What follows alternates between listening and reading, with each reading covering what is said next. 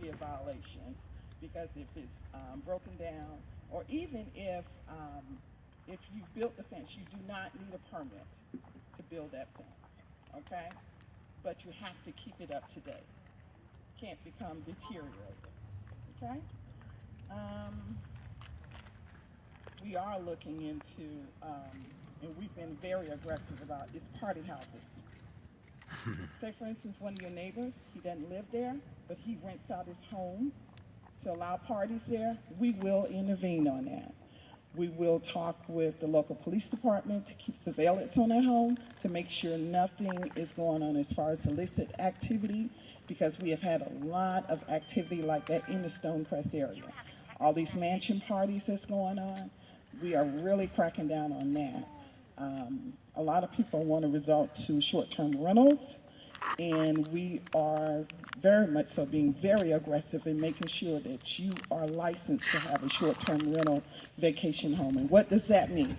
Short-term rental means that you for less than 30 days, and you have to have a business license for that. Okay? It has to be regulated, and it has to be inspected to make sure it is up to code, meaning that everything is working properly. Jeremiah, you signed in? A lot of complaints from people that have rented out Airbnbs, and they have things mold in it, or something is broken in it. So going back to those that do have Airbnbs and stuff, which those inspections are done by the fire marshal as well as the building inspectors.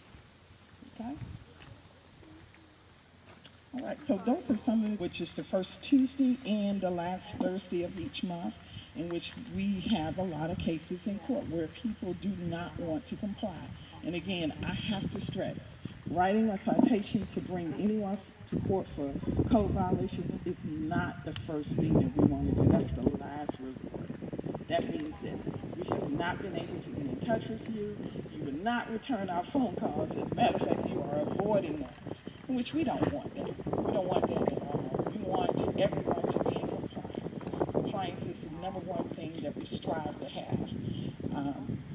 So with that said, that's all that I have right now, but I know that you all have questions.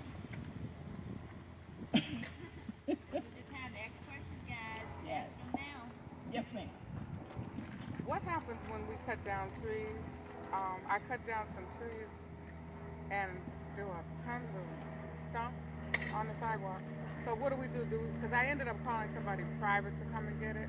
Okay. But do You you said all deal with that? when you cut down trees and you leave them on the sidewalk? Well, when they finish, they put all the stuff on the ground. Two Curbside. things. Two things. You can't just leave it on the sidewalk like that. Either you would have to remove them, or you can call the Gap County Sanitation to have them removed. Now, the problem is when you call the Gap County, it's going to take a minute. It's going to take a while for them to come out because they're so backed up. You have to understand that the CAP service is not just this area, but they service as far as Dunwoody.